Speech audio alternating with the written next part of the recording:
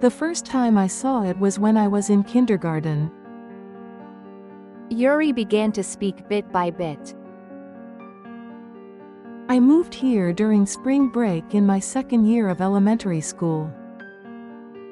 My dad decided to take over my grandpa's business, so we came back to his hometown. Before that, we lived in an apartment in the city. It was an old 6-story apartment building, and our room was on the 4th floor, surrounded by buildings and highways. The room was so dim that we had to turn on the lights even during the day. I think that was when I was 4 years old. One day, I was in bed with a fever. When I was taking a nap in my room during the day, I heard thudding footsteps. Thud, thud. My dad was at work that day, and my mom had just gone out to go shopping, so there was no one at home. But when I opened my eyes, thinking that maybe Mom had already come home, there was an umbrella ghost with big eyes at my feet. A one-legged ghost with an eye in the middle of an umbrella. It kept jumping and getting closer to me. But then, the next thing I knew, my mother was shaking me awake. When I woke up, I was lying on the balcony. I don't remember going out onto the balcony, though. So, my mother got really angry with me. I'm never allowed to go out onto the balcony without permission again. No one believed me when I told them stories about ghosts.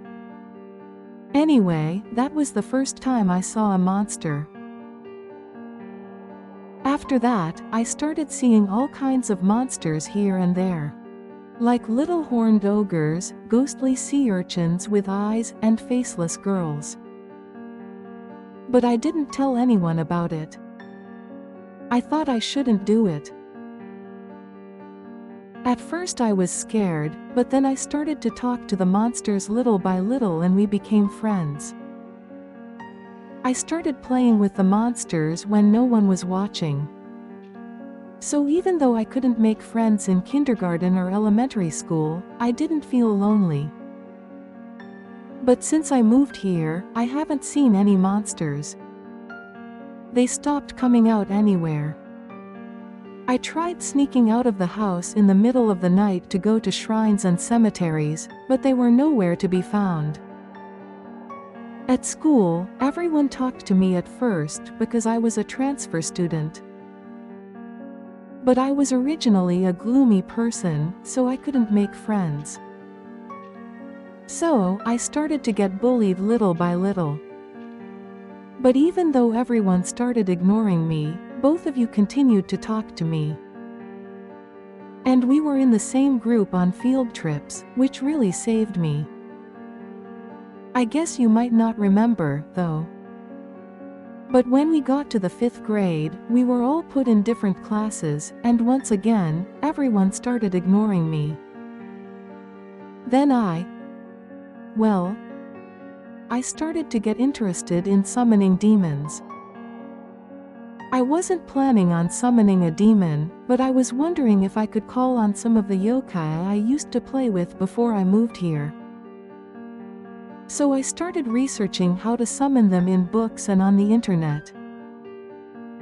And one day I happened to come across a dead cat that had been hit by a car near my house. It said that you need animal blood and flesh to summon a demon, so I thought it was perfect.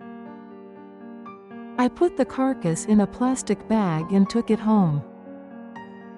That night, I went to the park and, as instructed in the book, drew a magic circle on the ground with a stick.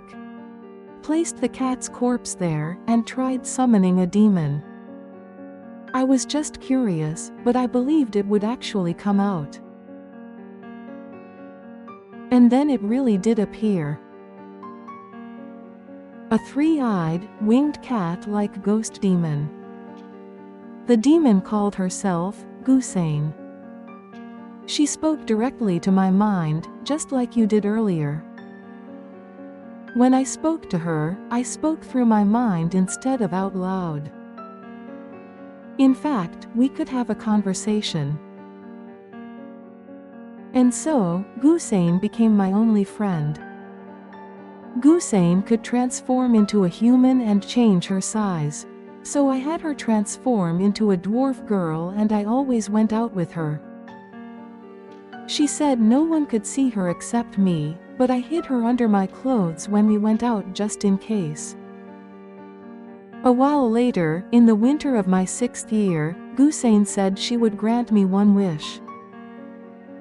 So I told her I wanted to change starting from middle school. Then the next day, my dad suddenly told me to go to an all-girls junior and senior high school, where an acquaintance of his was the chairman of the board of directors. After that, things went smoothly until I was accepted into my current school. Of course I took the entrance exam, but even though I hadn't studied for the exam, the answers to the questions kept popping into my head. And I was able to answer them smoothly during the exam. But the day the exam was over, Gusane disappeared from my sight. Without saying anything, suddenly. At first I was shocked, but then I realized that she had granted my wish. And then I really changed. I made friends and gained confidence in myself. So, even though Gusane called herself the demon, I am who I am today thanks to her.